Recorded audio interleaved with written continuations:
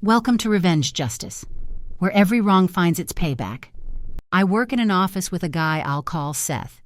From the moment he arrived, Seth was the kind of coworker you notice, not because of any talent or charm, but because of how effortlessly he seemed to get away with doing nothing.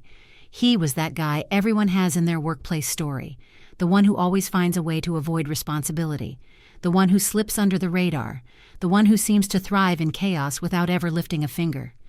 Seth had a pattern. It was subtle at first, but once you noticed it, it became almost predictable. He'd arrive late, never early, never on time. He always had a story. Traffic was a nightmare. I had car trouble, or sometimes just a vague shrug, as if the reason didn't matter, and then he would disappear. First to the bathroom, then to grab coffee, then to lunch, which somehow stretched into 2 or even 3 hours some days. The office had rules about deadlines, about accountability, about teamwork. Seth seemed to treat them like suggestions, and somehow he always slipped through the cracks. I could see the frustration in everyone's eyes. People whispered about him behind closed doors, but confronting him never worked. He smiled, charming in that irritatingly smug way, and managed to weasel out of everything. For the past 6 months, I became Seth's favorite target. I don't know why he chose me. Maybe it was because I worked diligently, quietly, and always finished my tasks. Maybe it was because I rarely complained. Or maybe he just liked the feeling of control, the little rush of knowing he could dump his responsibilities on someone else and get away with it. It started with emails. "Hey, can you help me with this project?" Seth would ask. Of course, the moment I opened the files, it was obvious what he meant. "I'll do nothing and you'll do all the work." I tried subtle resistance at first, declining occasionally, reminding him Paul. I felt a quiet anger that day, simmering just below the surface. I didn't shout. I didn't confront him immediately. But inside, I began plotting. Because Seth had no idea, I had noticed something critical about him. One casual conversation had revealed his weakness. He didn't know Excel well. He admitted it, almost proudly, as if ignorance were something to flaunt. That was the moment I realized I had an opportunity. Not to hurt him physically, not to humiliate him publicly, but to teach him a lesson he would never forget. The next time Seth attempted to dump a batch of spreadsheets on me, I agreed. I volunteered even, making it seem like I was helping him as usual. But this time I was careful. I spent hours embedding hidden formulas, subtle enough to go unnoticed by anyone who didn't know what to look for, but potent enough to create small, cascading errors if someone tried to copy and paste the data without understanding what they were doing. I was meticulous. Every formula was placed strategically, a tiny trap hidden in plain sight.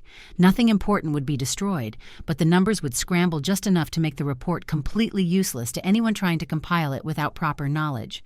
I watched him day by day, thinking he would never suspect a thing. He continued his usual routine, ignoring deadlines, checking his phone constantly, disappearing for hours at a time. I kept my own demeanor calm, professional, pretending everything was normal. And slowly, the suspense built, not for me, but for him. 2 days later, the moment arrived. The report was due. I could feel the tension in the office. Seth leaned back in his chair, stretching, confident as ever. He assumed, as always, that I had everything under control. The client called, and that was the moment the dominoes began to fall. At first it was confusion, then panic. Seth's face went pale as, by the end of the day, Seth was a shell of the smug, lazy worker I had known. Our boss had seen the chaos, heard the client's complaints, and for the first time, Seth had no excuse. There was no charm, no clever dodge, no plausible story to save him. The consequences were swift. He was publicly reprimanded, put on temporary leave without pay, and for the first time, forced to face the reality of accountability. The office buzzed with whispers, subtle nods of approval from coworkers who had long suffered in silence. Seth, who had once been untouchable, was now painfully aware that his laziness and arrogance had finally caught up with him. And me? I kept quiet. I didn't gloat. I didn't announce my clever trap to the world. I just returned to my work, calm, professional, the storm I had orchestrated slowly fading behind me. Because that's the point of a perfect revenge. It's measured, it's calculated, and it leaves the target learning a lesson they won't soon forget. Seth would be doing his own work from now on. And every time he looked at a spreadsheet, I imagined he would remember that one quiet coworker who finally refused to be a doormat. Moral of the story: Sometimes the best revenge isn't loud or aggressive. It's smart, calculated, and precise.